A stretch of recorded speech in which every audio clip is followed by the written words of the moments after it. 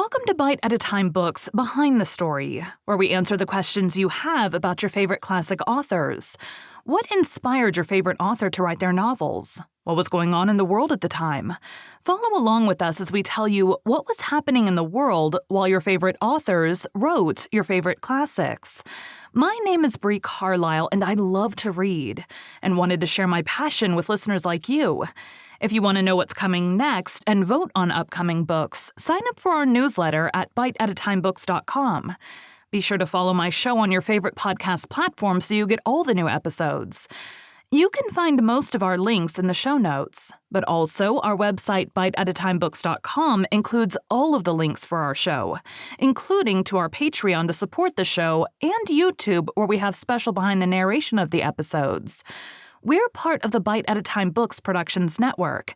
If you'd also like to hear a book by the author, check out the Bite at a Time Books podcast wherever you listen to podcasts. Today we'll be talking about Jules Verne and Hetzel. In 1862, through their mutual acquaintance Alfred de Berhat, Verne came into contact with the publisher Pierre-Jules Hetzel and submitted to him the manuscript of his developing novel, then called Voyage en Ballon. Hetzel, already the publisher of Honoré de Balzac, George Sand, Victor Hugo, and other well-known authors, had long been planning to launch a high-quality family magazine in which entertaining fiction would combine with scientific education. He saw Verne, with his demonstrated inclination towards scrupulously researched adventure stories, as an ideal contributor for such a magazine, and accepted the novel, giving Verne suggestions for improvement. Verne made the proposed revisions within 2 weeks and returned to Hetzel with the final draft, now titled 5 Weeks in a Balloon. It was published by Hetzel on 31 January 1863. To secure his services for the planned magazine to be called the Magazine d'Éducation et de Récréation, Magazine of Education and Recreation, Hetzel also drew up a long-term contract, in which Verne would give him 3 volumes of text per year, each of which Hetzel would buy outright at a flat fee. Verne, finding both a steady salary and a sure outlet for writing at last, accepted immediately.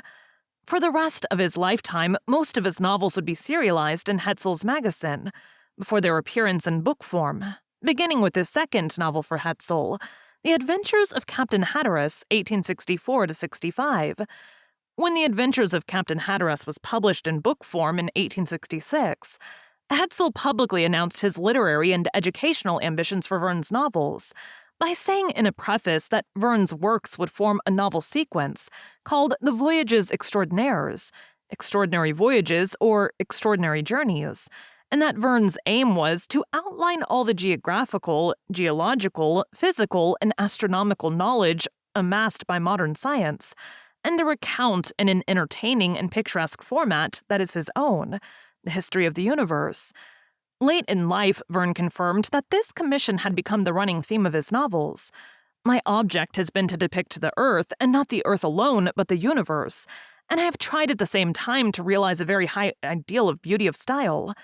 It is said that there can't be any style in a novel of adventure, but it isn't true. However, he also noted that the project was extremely ambitious. Yes, but the Earth is very large and life is very short. In order to leave a completed work behind, one would need to be at least 100 years old. Hetzel influenced many of Verne's novels directly, especially in the first few years of their collaboration, for Verne was initially so happy to find a publisher that he agreed to almost all of the changes Hetzel suggested. For example, when Hetzel disapproved of the original climax of Captain Hatteras, including the death of the title character, Verne wrote an entirely new conclusion in which Hatteras survived. Hetzel also rejected Verne's next submission, Paris in the 20th Century, believing its pessimistic view of the future and its condemnation of technological progress were too subversive for a family magazine. This manuscript, believed lost for some time after Verne's death, was finally published in 1994. The relationship between publisher and writer changed significantly around 1869, when Verne and Hetzel were brought into conflict over the manuscript for 20,000 Leagues Under the Seas. Verne had initially conceived the submariner Captain Nemo as a Polish scientist, whose acts of vengeance were directed against the Russians who had killed his family during the January uprising. Hetzel, not wanting to alienate the lucrative Russian market for Verne's books, demanded that Nemo be made an enemy of the slave trade, a situation that would make him an unambiguous hero. Verne, after fighting vehemently against the change, finally invented a compromise, in which Nemo's past is left mysterious. After this disagreement, Verne became notably cooler in his dealings with Hetzel, taking suggestions into consideration but often rejecting them outright. From that point, Verne published 2 or 3 more volumes a year. The most successful of these are Voyage au centre de la Terre, Journey to the Center of the Earth, 1864, De la Terre à la Lune, From the Earth to the Moon, 1865, 20,000 lieues sous les mers, 20,000 Leagues Under the Seas, 1869, and Le Tour du Monde et 80 jours, Around the World in 80 Days, which first appeared in Les Temps in 1872. Verne could now live on his writings, but most of his wealth came from the stage adaptations of Le Tour du Monde et 80 jours, 1874, and Michael Strogonoff, 1876, which he wrote with Adolphe D'Anery. In 1867, Verne bought a small boat, the St. Michael, which he successfully replaced with the St. Michael II and the St. Michael III as his financial situation improved. On board the St. Michael III, he sailed around Europe. After his first novel, most of his stories were first serialized in the magazine d'Education et de Recreation, a Hetzel bi-weekly publication, before being published in book form. His brother Paul contributed to 40th French Climbing of the Mont Blanc and a collection of short stories, Dr. Ox in 1874. Verne became wealthy and famous. Meanwhile, Michael Verne married an actress against his father's wishes, had 2 children by an underage mistress, and buried himself in debts. The relationship between father and son improved as Michael grew older. Thank you for joining Bite at a Time Books Behind the Story today, while we answered some of the questions you have about one of your favorite classic authors.